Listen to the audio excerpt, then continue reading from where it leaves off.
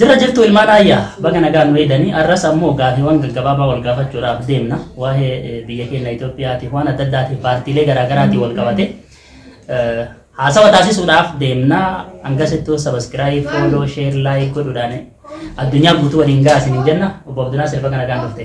Atis baga nu weede duraan dursa baga nagaan dhufte anatu gaafii gaafata. Gaafii gaggabaabaa yeroo dheeraa wal beena. Kanumaafu gaaffilee afur siif qabadheera. Afran kanarratti gaggabaabsitee akka naa deebiftu asitti affeeramu geessee galatoomi. Mee duraan dursa ati deeggaraa paartii kamiiti? Waa'ee siyaasaa jirta siyaasaan ni jetta. Ati deeggaraa paartii kamiiti? Deeggaraa paartii kamiiti? Eenyu dinqisiifattee jettee dhanaaf gaarii dhugaa dubbachuuf taanaan ani nama waan gaarii hojjete deeggara. Jechuun ammatti paartiin ati deeggartu kan paartiin kana deeggarattu. No, hooggantoota paartiilee siyaasaa eenyu dinqisiifattee waan jetteen ala eenyu deeggarta waan jedhu irratti deebiin qabu. Hin deeggartu jechuudha. Eenyullee hin deeggaru ammatti. Ishiin fakkeenyaaf sooshaal miidiyaa irratti hedduu mootummaa qeequun beekamta. Yeroo qeeqxu kana fakkeenyaaf eenyu taateeti jechuun deeggaraa paartii taateeti immoo eenyu taateeti yookaan mootummaa qeeqxu. Oromoo ta'eeti lammii Itoophiyaa ta'eeti malee kanaan ala paartii kamitti hirkatee yookaan eenyu akka ta'uu qabu miti.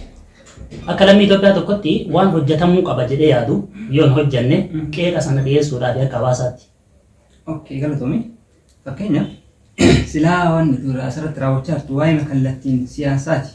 Jechuun miidhamni jira, uummanni ajjeefamuun jira. Wanti sun duuba isaanii badii qabeenyatti wal qabatee waan cimaadha siyaasallee jechuu dadhabnu. Kallattii maal ta'e waa'ee biizinasaatii miti, waa'ee maaliif miti, waa'ee siyaasaa keessatti. Kanaafuu gaafiin keenya inni guddaan waa'ee kanarratti xiyyeeffata. Fakkeenyaaf badii waggaa 5 dabala Oromiyaa keessatti raawwatamaa dabarsine kan hogii 7 darbe badii kanaaf itti gaafatamummaa mootummaa qofa qabattamoo qaamoleen biraa kan siyaasaa Oromootti sin qabu badii kana eenyutu itti gaafatamummaa qabaatti kalatti. Jalqaba irratti galatoomi ati nama siyaasa keessa jiru naan jette ani dhugaa dubbachuuf taanani wanti ani hojjedhu waan siyaasaa miti garuu bakka uummanni kiyya rakkate jedhutti sagalee ta'uudhaafi malee ani dhimmi sunillee dhimma siyaasa wal qabatu miti sun siyaasaa miti fakkeenyaaf tarii siyaasas yoo ta'eyyuu waan bade sana akka hin bannee fi kana gootanii qeeqa fudhatanii itti aanu sirreessuu qabdaniitiin uummata kiyya ta'ee haasaa malee nama siyaasaa miti. Lammaffaa badiiwwan waggootan 7 dabran kana Oromiyaa keessa raawwatamaa jiruu fi eenyutu itti gaafatama kan jedhuudhaafi an dhugaa dubbachuuf taanani itti gaafatamummaa kana kallattiidhaan kan fudhatu PPdha jedhee yaada yookaan paartii badhaadhinaati jedhee yaada.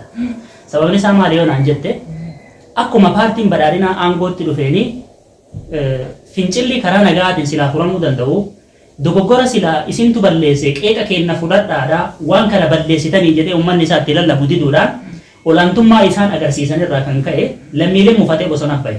Kun hundinuu morkattoota otoo hin taane mufattoota warri amman tana bosona bahee mormaa jirus dhiibbaa isaan geessantu ijoolleen tun waraana yookaan alarraa seene waan biraa miti.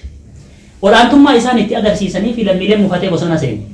Wanni amma deemaa jirulleen sanuma. Isaantu mufachiisee bosona seensis uummata Oromoo biyya keessa jiraniif Itoophiyaanota illee akka jiraachuu hin dandeenye kan godhe balaa kana hundayyuu kan fide isaanii jedhee waan hin yaaduuf hundumaa waan silaa ta'e itti gaafatamummaa kan fudhatu dhibbatti isaan jedhee nama. Mootummaatti fakkeenyaaf asirratti aansi gaafadhe ka'umsi badii kanaa eenyutu badii kana uume miti. Fakkeenyaaf itti gaafatamummaa qabeenya badeeraa lubbuun baddeetti adeemsa wanni baay'een badaa dhufeera. Fakkeenyaaf itti gaafatamummaa kana gaafin kiyya qaamatti deebiste kuni gara biraarratti gaafadha. Ka'umsi kun eessa kan jedhu garuu itti gaafatamummaa badiilee kana badiin Oromiyaa keessa raawwatamaa jiru karaa hedduun kan mootummaan ta'in qaamolee wal gurmeessanii maqaa mootummaatiin suwaatan kan maqaa warra bosona jiruutiin suwaatan hedduu jira. Badii makana yoo waliin galaan eenyutu itti gaafatamaa san. Akkuma jalqaba irratti illee siin jedhe dhibbatti PPdha jedhee kan hin murteessuu fi har'a namni imaanaan itti kennamte biyya kana seera nagaa isaa eegsisii bulchii jedhanii itti kenname isaani. Namni seera cabsee seeraan ala waa balleessu yoo jiraate seerri Itoophiyaa ni jira seera san itti fudhachuudhaan namni kamuu seeraa gadi abbaa balleesse seera jala oolchuun dirqama isaaniiti. Yoo hin dandeenye ta'e dirqama seera lammii Itoophiyaa kabachiisuu qaban yoo kabachiisuu kan hin dandeenye ta'e ammoo lammiileen Itoophiyaa miliyoona 30 agastu isaan duubaan jira miliyoona 130 agastu duuba isaanii jira itti kennanii gadhiisanii nama lammii Itoophiyaa nagaa lammii Itoophiyaa eegsisuu danda'u dirqama bakka buusuu danda'uudha qaban. Yoo danda'an eegsisuu hin danda'an taanaan gadhiisuudha lammiileen Itoophiyaa haa eeggatanii abbaa barbaadan bakka buufatanii. Sababa kanaatiif abbaa waa balleesse seeraaf adabuu dadhabuu isaaniitti isaantu itti gaafatama. خلاص thank you am fakkeenya fi ifama fakkeenya amma wanti tokko ka maqaa waraana bilisummaa oromootiin bade yoo jiraate maqaa miseensota isaanii kanaan bade amma namoonni sobaas ta'uu dhugas ta'uu danda'a isaan butanii mallaqa nu gaafatanii yookiin qaama agarsiis jeesanii ilmaa naannoo kennan ala naannoon amaaraa fa'aa fakkeenya fi waraana kan hedduu himata isaan tun ajjeesedha inni ta'uudha danda'a dhiisuu danda'a garuu badiilee fakkeenyaaf maqaa warra kanaatiin raawwatamuufillee mootummaa itti gaafatamatee adda miidhama lammii Itoophiyaa keessatti ta'u kamiifuu isaan itti gaafatama jedhee yaadan yoo barbaade dirqama lammii Itoophiyaa nagaa kabachiisuudhaaf waraanuma bilisummaa Oromoo sanuu qabee seera dhiyeessuu qaba yoo inni badii qabaate dirqama bakka yoo hin dandeenye immoo gadhiisuu qaba nama lammii Itoophiyaa nagaa eegsisuu danda'u Itoophiyaanonni fedhasiin tanaa filattu wanni inni olaantummaa barbaaduuf ka ammoo hin dandeenye mancaayyuun aangoo irra taa'ee maal bu'aan isaa in danda'a taanaan dirqama seera kabachiisu in danda'u taanaan gadhiisuu dirqama qaba waan ta'eef badi'ummaan raawwatamte kamiyyuu har'a kalimaanaa fudhatee biyya kana bulchaa jiru isaa waan ta'eef isaantu itti gaafatama dhibbaan dhibbatti garuu waraanni bilisummaa Oromoo waan hamtuu hojjetee jira yoo ta'e boru seenaa isaatiif gaarii miti waan tokkon sii kaasa amma nuti faannoo ilaalcha gaarii hin qabnuuf TPLF fi garuu akka tokko ilaalcha gaarii qabnaa baate faannoodhaaf ilaalcha gaarii akka nuti hin qabaanne wanti nu godhe maali dhibbaan dhibbatti gareen sun garii badiyaatu shira qaban amantaas taanaan jibba amantaa qaban jibba gandummaa qaban Itoophiyaanota burkuteessuudhaaf Itoophiyaanota barbadeessuudhaaf deeman jennee waan yaannuu fi paartii san hin feene waraanni bilisummaa Oromoo yoo kan waan hamtuu hojjetu ta'e lammiilee Itoophiyaa simachuu waan hin dandeenyeef maquma isaaniitii fi seenaa isaaniitii fi gaarii miti Oromoo ajjeesuun isaanii dogoggora seenaa irratti isaan gaafachiisa ta'us garuu yoo sana hojjetaniyyuu har'a dirqama seera lammii Itoophiyaa kabachiisuun kan imaanaan itti kenname kan imaanaa sana gajjedhee fudhate piippiidha waan ta'eef dirqama piippiitti itti gaafatama akka seeraatti. Gaaffii sadaffatti ishee dabra jalqabatti bara 2017 Diseembara keessa muummichi ministeeraa kan godhufe yeroo sanitti waliigaltee jira jaalala jira akkasumallee dimokiraasiidhaan federaalizimiidhaan Itoophiyaa guutuu qabannee gara badhaadhinaatti waliin ceenaa jennee waliin gammadaa turre haa ta'u garuu kufiitiin Oromoon diigamuu kaayyoon keenya lafa tafuu achumaan diigumsi kenna waldhabbeen keenya gara waraana bal'aa kanatti illee nu fide ka'umsa kanaaf eenyutu sababa ta'ee ispeeshaalii warra PPP fi waboo akkamitti ilaalta ka'umsa kanarratti badii ka'umsa kanaatti eenyutu ka'umsa kanaaf sababa gahaa kanaaf qabattee itti murteessitu eenyu? Tarii waan tokko irratti na hojjaa kiyya kanarratti. Ani waan guutuu darbii waan PP irratti deebise dogoggorri bakka kana ni jiraata jettee illee na hojjaa. Ani akka yaada kiyyaatti jalqabumarraa mootummaan TPLF erga kufee booda ce'umsatu taasifame. Mootummaan ce'umsaa yeroo sana dhaabbate hanga bara ce'umsaa xumurree filannoon Itoophiyaa seeraan filannoon hanga gad dhiyaatutti nama bakka nuu bu'u jedhaniiti PP keessa wannaa keessa OPDO keessa nama filatanii bakka buusan. Garuu jarri ce'umsa san ni butte jechuu danda'an dhibbaa dhibbatti. Jecha ce'umsa sana butuu qofa otoo hin taane nageenyi Itoophiyaa keessatti akka dhufuu hin dandeenyeefillee dogoggora isaan uumaniin ta'e. Waraana bilisummaa Oromoo kan alarraa gale simachuu warri didee haga tokko ala dhiibe isaan jedhee kan hin danda'uu fi waa'ee ka'umsa jaalmarroo dirribaatii fi waraanni bilisummaa Oromoo hanga tokko bosonatti hafu yoo kan kaasnu ta'e sababni guddaan san waraanni bilisummaa Oromoo gaafin isaan kaasan gaafii siyaasaati. Wanti kun asirraa waliin sirreessinaa koottaa gara irra piippiini jara ala dhorkuu irra fidatte gabaabdumatti jechuudha. Sababa kanaatii fi dogoggora gaafa san isaan uumanii inumaatu ce'umsa isaan butantu har'a balaa hamaa kanaaf Itoophiyaa saaxilee jedhee yaada. Walumaa gala ka'umsallee dogoggora guddaa kan qaban isaan har'allee dogoggora kan qaban isaan ammallee biyya teenya balaa hamaadhaaf akka isaan saaxilaman kan godhe dogoggora isaan hojjetanii ni jedhee yaada. Amma fakkeenyaaf asirratti teessee ce'umsa kanaaf OPDO keessaa namni filamee itti kennamee jette. Ammallee deebitee OPDO'n hin buttee jette. Itti kennines hin buttees jettaa akkami fakkeenyaaf isiitu bute moo uummata itti kenne moo akkam hin butte ogaati. Kan itti kenname hanga barri ce'umsaa xumuramee filannoon gad dhufu isin qabaadhaa ce'umsa kana ceesisaadha. Gaafa filannoon dhufte abbaa barbaanne filannaan gad dhufee miti. Isaan shirri isaan xaxammaa godhan ce'umsa butan kan hin jedhuufi akka filannoon gad dhuftee iyyuu namni filatamuu hin dandeenye nu malee. Jalqabumaa karaan isaan xaxuu jalqaban waan sana jechuudha. Otoo ce'umsatti achi hin gahin otoo ce'umsi xumuramee bara filannootu hin gahin gidduu kanatti akka mootummaa ce'umsaa hin taane akka waan qaata filatamaniitti olaantummaa isaanii agarsiisuu jalqaban. Dabalataanii wantoota hin barbaachifne kan yeroo saniif hojjechuun isaanirraan eegamne hedduu hojjechuudhaan lammiilee mufachiisan. Lammiin erga mufatee booda otoo gara wannaatti hin dabriin mormiin isaan mudate otoo ce'umsi nu hin gahin ce'umsi xumuramee filannootti achi hin dhufinu mormiin isaan mudate. Mormii sanillee dhaamsuudhaaf dogoggoraan dhaamsuu yaalan. Uummata karaa nagaatiin bahee wannaa isaanii mormii isaanii dhaggeeffatee silaa galu uummata akka qullaa biddaan dura dhaabbachuu jalqaban. Santarii tasan dabaree balaan akka biyya keenya buufii Haacaaluu Hundeessaa faan akka duufi minaamin kan godhan illee isaanuma jedhee yaada. Saniin sababanii Jawaar Mohaammed illee mana hidhaa seensisan. Kan isaan kana hunda hojjetanii fi ce'umsa butanii gaafa filannoon gad dhufellee lammiin Itoophiyaa nagaan taa'ee filata otoo hin taane dirqamaan akka isaan filatu godhuudhaaf. Dogoggorri guddaan achirraa ka'e.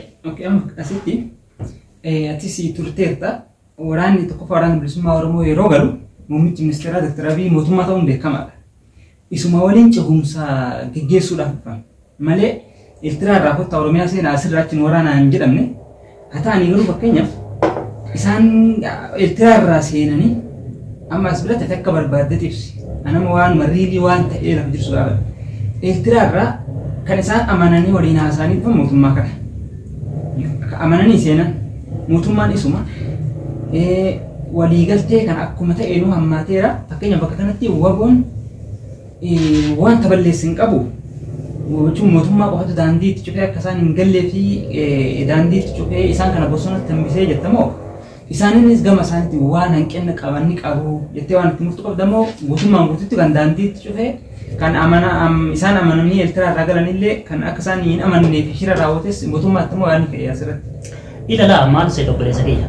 Ani waraanni bilisummaa Oromoo bakka sanitti dhugaa qaba jedhee kan hin dhugaa galchuufiif ce'umsi kanaan durallee yeroo hedduu butamee beeka.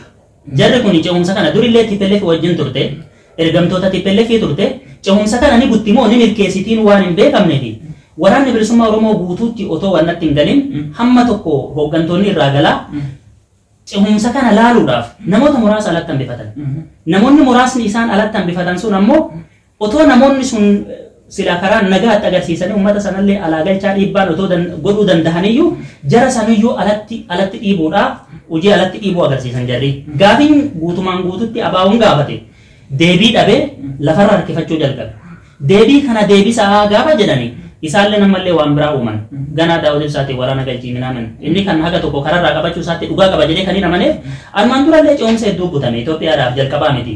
Akka gaafa jalqabaa sanii akka hin kasaarreef jedhanii waraana tokko yoo kan ofirraa qabatan karatti achi ofirraa qaban ta'e dhuguma PP amanuu dhiisuun isaanii bar dirqama amma dhibbaan dhibbatti akkamitti amanta maaliif isaan Opidio wajjin Opidiyoon tuni ni warra PP TPLF wajjin waggaa meeqa haga uummanni keenya dhumullee warra gaafa sillee achi keessa ture.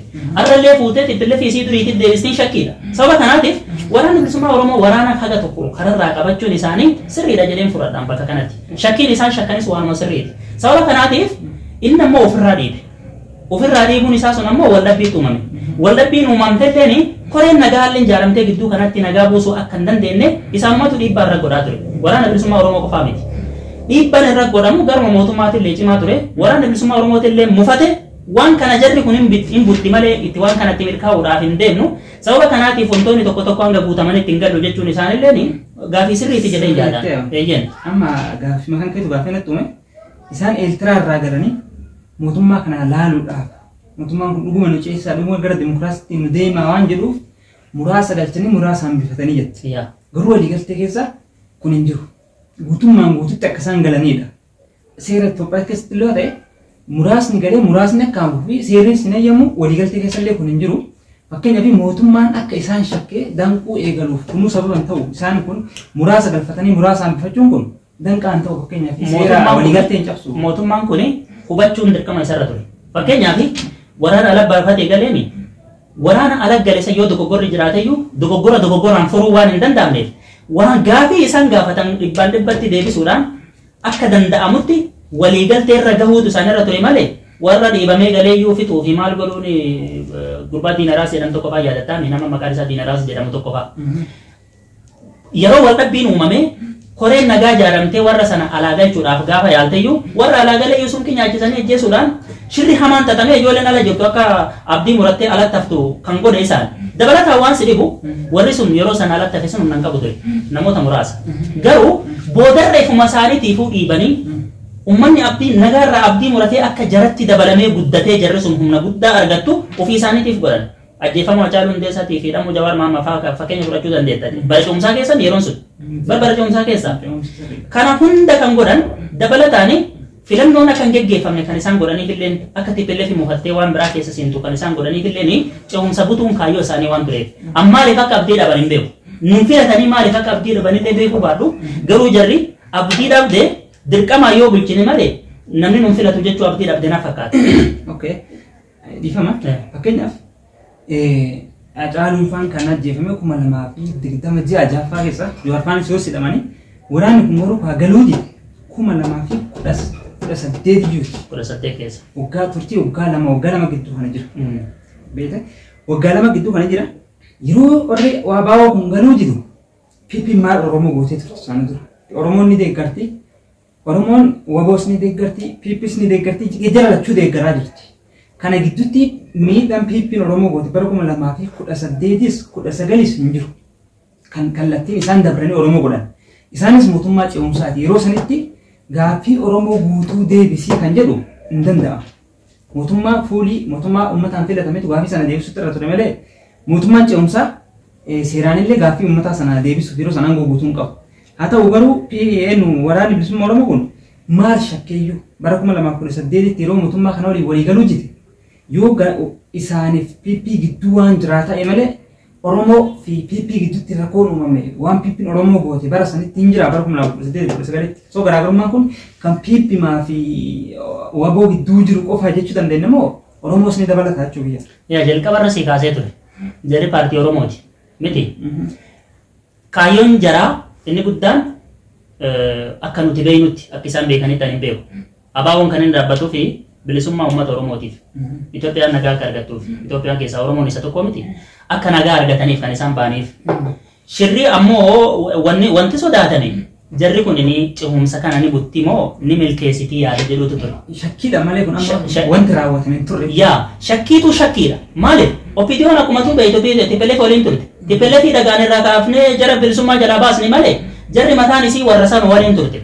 Kaayyoo kana har'a isaan amanne ummata kana bakka buufanne garuu wanti kun ni milkaahamoo hin milkaahamoon shakkii isaanii ture. Sababa kanaatiif ani isaanitti murteessuu siin jechuu barbaada. Amma bakka yaa gaafii keetitti yoon dhufe dhugaa dubbachuuf taanaan yeroo sanatti waliigaltee jara lamaanii gidduudha malee akka Oromootti otoo hin taane waliigaltee paartii kana lamaan gidduu waan ture. Garuu paartiin kunillee kan inni ilaalu wanti guddaan inni ilaalu rakkoo uummatarra gahuu fi wantoota garaagaraa wannan agarsiisu. Abiyyi qabatee otoo xiqqoollee hin turin naannoo Amaaraa deemee yaadatta gaafa inni sabboonummaan Oromoo ganda galchitee hammeessite jedhu. Yaadni sun namni hagas qofa dhaga'u. Sabboonummaa Oromootiif ilaalcha gaarii hin qabu muummee ministeeraa jechuun lammiileen kun kan duraanuu hidhatee bosonatti fedhiisi kan jiru bosona seenuu danda'a. Yaadni kun yaada sirrii miti. Sababa kanaatiif isa shakkuu dhugaa qaban jedhee yaada. Ta'us garuu mufiin isaan lamaan gidduu ture. Gaafiin keechi. Mufiin soo uummata roorroo Oppidiyoon ODP yeroo sana uummata rageessite hin jirtu. Achitti isaan dhiyoo qabatan waan ta'eef. 2018 waggaa lamaan kana PP'n yookiin ODP'n Oromoo Roomaan geessine kanaafuu waboon yeroo bosona deebi'uuf deemu kana dhiibbaa isaaniiti malee waan Oromoo waan qabatinatti hin fakkaatu. Wanti uumame yeroo sanitti akka uumamutti wanti jarri komattu wanni garaagaraa gaafiiwwan salphaa jarri deebisuu dandeessuu fi mee waa'ee kanaa bal'inaan gana irraa haasofna. Akkamitti akka jarri yeroo illee nurraa deema waan ta'eef. Waa'ee sanii bal'inaan gana irraa haasofna. Garuu wantoota isiin gaafattu gaafiin jaraa Oromoodhaan wal qabata. Oromoodhaaf kun godhamuu qabaadha. Nuuf kana godhamuu qaba aangoon akkana nuu kennamti otoo hin taane. Wanti isaan mufachiisu Oromoodhaaf kun godhamuu qaba. Maaliif jennaan paartii Oromoo bakka bu'u paartii adda bilisummaa Oromoo jedhamee waan waamamuuf Oromoodhaaf kun godhamuu qaba. Hooggantoota keenyaafis kun godhamuu qaba yoo jedhamellee Oromoodhaaf haala mijeessuudhaaf malee wanni biraa gaafiin kun otoo isaanuu yaadanii mootummaa waan kanaattis ilaalaalee dirqama deebisuu qaba ture. Garuu rincitii bakka adda addaatti akka isaan waliin hubanne rakkoo wal hubannaa akka uumamuu fi akka gara biraatti tarkaanfatan kan godhan rincituma PP'n irraa ka'e. Jarri jalqabumaayyuu kutannoo nagaaf kutannoo kan hin qabne na fakkaata waa hedduu irratti yoo laalle waa'ee kana bal'inaa yeroo itti aanutti irratti. Tole akkama jette waa'ee kana irratti nama dhugaa dubbachuuf waan si mormu baay'ee qaba. Anama akka ilaalchi kiyyaatti PP's dogongora isiin bara 2018 gooti jedhee amanu qaba. Waraana bilisummaa Oromoos kan dogongora isaan godhan jedhee yaadu ni qaba. Haa ta'u garuu warra gaafii gaafachaa jiru waan taate yaadni keekuma jiru ta'e gaafii kanaas asumatti dhaabne isa irrattinna yeroo fudhannee waan kana waa waraana bilisummaa Oromootii fi paartii badhaadhinna garaagarummaa istira kana gidduutti uumame kana bal'inaan duraanii haasofna akka jedhan. Amma immoo gaafii ittiin sii darba gaafii dhumatti fakkeenyaaf reefu jalqaba irratti ani deeggaraa paartii kamiitiyyuu miti jette. tole fakkeenya fi mootummaan badhaadhinaa kun deebi'ee sirraa'e deeggaraa isaa taate fakkeenyaa fi tole jettee ittiin amantaa onni sirraa'e Abiy Ahmed ni deeggarta jettee. Ani akkuma siin jedhe deeggaraa paartii kamiyyuu miti kan hin jedhuuf paartii tokko jibbaa miti. Paartii jibbus hin qabu naaman dhugaa dubbachuuf taanaan uummata Oromootiif wanti gaariin ni hojjetama yoo ta'e Oromoon nuuf ta'e yoo jedhe ani Oromoodha. Nuuf ta'e yoo jedhe nuuf ta'e hin jedha. Nuuf hin taane yoo jedhe mormituudhaan dhugaa dubbachuuf taanaan warra isaan ukkaamsanii affananii waan nuti jenne jedhaanii waan nuti jenne jedhaa jedhanii isaan jechisiisanii miti kan ilaalu. Waan dhugaa kan lafarratti hojjetamaa jiru akkasuma faayidaa uummata keenyaa kan hojjetamu laaleeti kan isaan deeggaru jechuudha. Waa'ee kanaa irratti waa'ee biyyi waa hedduun hojjenne jechuu dandeessa. Dhugaa dubbachuuf taanaan wanta biyyiin hojjetan jiru. Inni badhaadhina Itoophiyaan argatte akkuma armaan durallee kaasaa turre waan gaarii Itoophiyaan argatte bira dhaqee harkatti dhahee wajjin wanna jechuu malee gahee isarraa eegamu akkaataa uummanni keenya itti nagaa argatuu fi akkamitti akka uummanni keenya jiraatu irratti gonkumaayyuu hojjetu. Hanqina guddaa qaba bakka sanitti. Sababa kanaatiif yoo uummanni Oromoo bakka tanaan nuu taate nutti oowwite nagaas arganne biyya keenya irratti nagaan jiraachuu dandeenyee jirraa yoo isaan jedhan eeyyan waan gaariidha kun mootummaa keenya gaafas hin jedhaanan gaafa inni mootummaa keenya ta'e. Malee ani yoo inni waan gaarii hojjetellee waan gaarii inni hojjete wajjin deeggaruudhaaf qophiidha. Okay.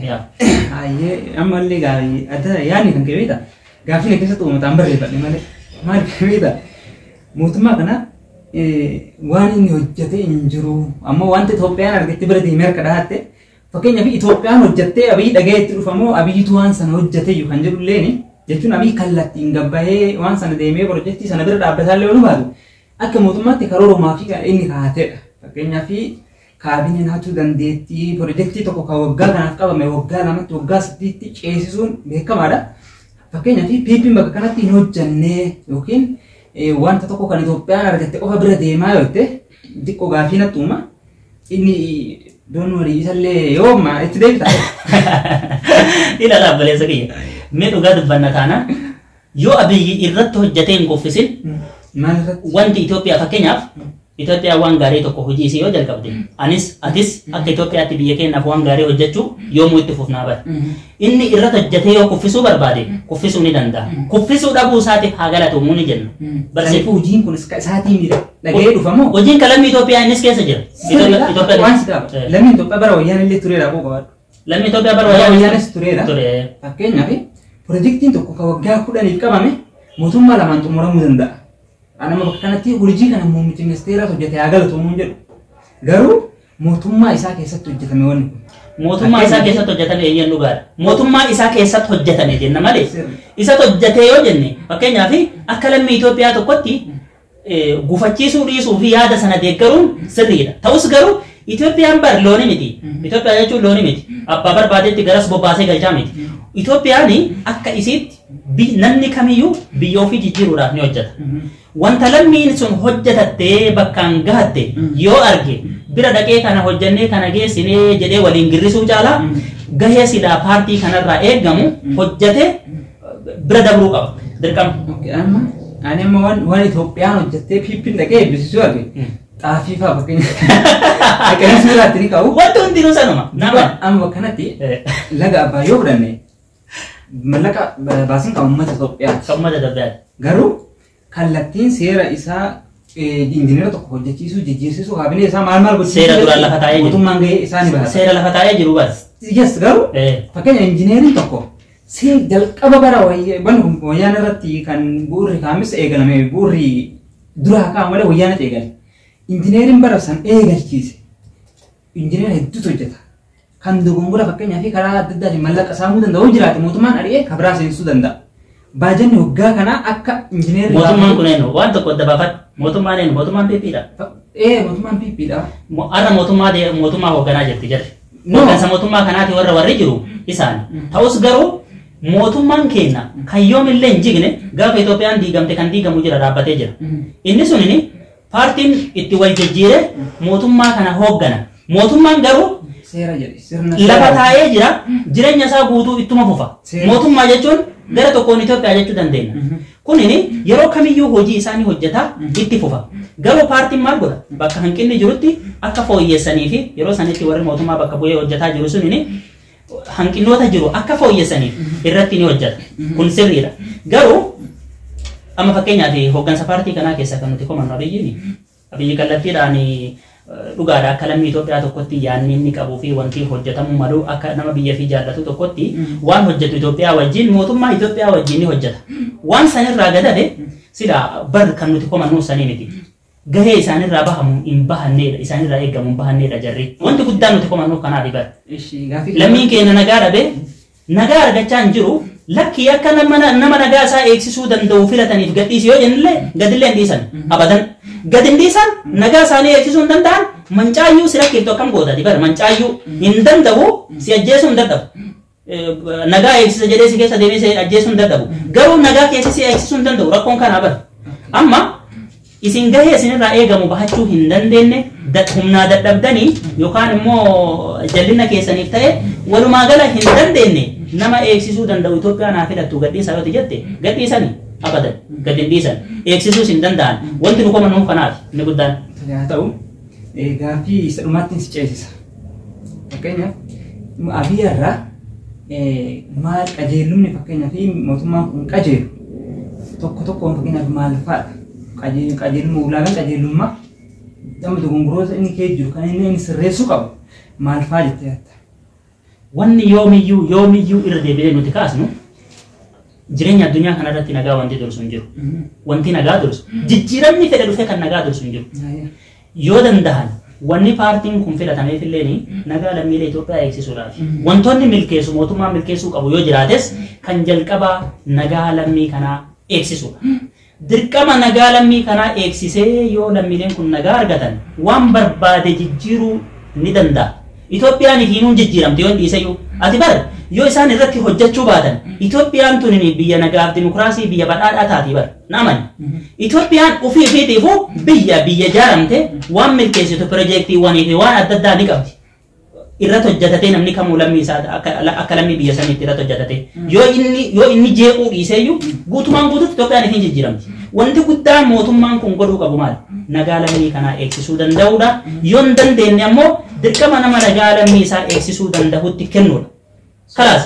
Kanaafuu gaafas qajeelama jenna. Nagaa inni guddaan kaasu. Egaa fakkeenyaaf naaf galeera wanti itti barbaaddu waan kamuu hojjechuu dura badhaadhinnas fiduu dura Oromoos gaaffii Oromoo bilisummaa Oromoo leeffatu dura tokkoffaa nagaan dirqama nagaa mootummaan kun nagaa eegsisuu nama na godhe sabii yoo nageenyi biyya keenya keessa jiraate yoo nageenyi amma fakkeenyaaf magaalaa Finfinnee irratti akka irreechi baamee nagaan irreeffatamee galuu agarte yoo inni hin jeeqin biyyi keenya sadarkaa sanitti wanna taati jechuudha. Garuu sababa magaalaa keessa qofti nageenyi jiruuf sanuma dhimma magaalaa kana yoo kaasne bara hattuu fi waan biyya sana keessatti nama dararaa jira waa hedduu kaasuu dandeenya magaaluma keessatti jechuudha. Garuu shiftaan dhufee magaalaan nama jeequ waan hin jirreef biyyitti akka itti agarte magaalaa san keessatti akka nageenyi itti argame biyyi tunfataa jettee namni kamuyyuu ittiin bo'aaru ittiin bashannanu agarte sila akkas taati biyyi tun. Garuu rakkoon jiru biyyi teenya wal waraansa hamaadhaan miidhamaa jirti. Kana kan fiduu danda'u yoo danda'e gaafii hawaasni kun gaafatee mufattoonni kun gaafatanii alatti bahan kanatti guutumaan guututti deebisuudhaan yoo danda'e nagaan isaa wajjin itti fufuudha. Yoo hin danda'amne taate gadhiisi jedhanii warri kun bara nagaa biyya keenyaa jeeqaa jiranii. Lakki yoo ati gadi hin dhiifne taate nagaa biyya keenyaa jeeqnaa itti fufanii miti. Dirqama waan inni godhu yoo jiraate dirqama waan sana godhee nagaa biyya kanaa fichisiisuun dirqama isarra jirudha. Eenyurrallee hin komatamu bakka kanatti. Tole amma yaamicha kana mootummaadhaaf gooteerta. Mootummaan nagaa eegsisuu kana hundatti nama hongoo gataa dhiisuu jette fakkeenyaaf yaada kan ka'eetitti as biratti nagaa kana eegsisuuf waraanni bilisummaa Oromoo hoo gahee taphachuu qabu hin qabu akkasumallee paartiin morkattootaa akka karaa nagaaleen hedduun isaaniitis ni jiru. Kanas dabalatee hayyoonni biyyattiillee fakkeenyaaf hanqinna hin qaban isaan fakkeenyaaf waan gaheen isaan bahachuu dhabanii taa'aa jiran kan kana bahachuu qabanati jettu hin jirani. Tarii jiraachuu danda'a. Garuu gaafiin isaanii inni guddaan maali? Kana godhi nutis kana ni goonaadha. Akkasii bara. Mufattoonni tun maali? Uummata Oromootiif kun godhamuu qaba. Nutis kana ni goona. Yoo kana hin dandeenye immoo gadhiisi nuti dhufee kana godhaafi. Bara gaafiin isaanii kana. Sababa gaafii dhibbatti ni qabu miti. Bara akkanuma waan dura kee yaa'aa miti. Dhibbatti gaafii qabu. Gaafii isaanii dirqama taa'ee hubachuu qaba inni. Sirri amma asitti gaafii kiyya akkanaa hubattuufi gaaffii uummataa deebisuu badhaadhina fiduu isa dura nagaa jette. Nagaa jalqaba.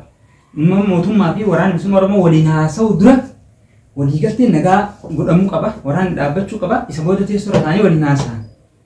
Isteeppii kana jalqabaa kana argachuuf waraanni bilisummaa Oromoo kan bosona jiru kun wanti irraa eegamu hin jiru. Fakkeenyaaf KFO haa ta'u, ABO karaa obbo Jaldaawud haa ta'u, isaanirraa wanti eegamu hin jiru. Isaan wanti bahachuu dhaban yookiin itti gaafatamummaan isaan bakka kana qaban hin jiru. Mootummaa qofatu haala kana sirreessuu qaba moo isaanis waan asirratti itti gaafatamummaa qaban qabu. Ani amma dhugaa dubbachuu taanaan akka biyyaatti silaa namni kamuu biyya isaati irratti negative energy keessaa bahee namni kamuu biyya isaati irratti nagaadhaan akka hojjetu silaa dirqama nama kamirra yoo jiru. Garuu dirqama san fuutee akka itti kennite waan kana hojjetu hin jenneefi garuu humni isaan dhiibdu jira miti. Humna isaan dhiibdu sanatu bara otoo isaan rakkoo iyyuu qabaatanii rakkoo kana ni qabdanii koottaa jettee akka itti murteessuu hin dandeenye si godhaa bara. Humna isaan dhiibdu tana akkuma beekamu humni guddoon tun kan isaan dhiibaa jirtu mootummaa Itoophiyaati. Jalqaballee kan mufachiisee baase isaan mallaqa dhabanii yookaan uummata saamuudhaaf namni saamee waa argatu hin jiru. Shiftummaa jaallatee namni keessa seenu hin jiru. Yookaan ammoo qabsoon hidhannoo qalbii miti. Lubbuu tantee dhabuudhaaf namni waraana kee jiru kun bor du'aa abdii qaba malee bor jiraadhaa abdiin qabu hubadhu. Bor du'aa sana akka keessa seentu wanti si godhu dhiibbaadha. Dhiibbaan kun hanga isaan duuba jirutti otoo isaan dogoggora qabaatanii yoo akkam jedhee itti murteessan. As biratti sirriidha yaada kan kee bahachuu kan keetiif garuu amma fakkeenyaaf qaamni sadaffaan osoo gidduu jira kanaa seenee haasa'e mootummaan qofti kanaa bu'u waan jedhamu jiru. Kana dura marii yeroo lamaaf taa'amee jira.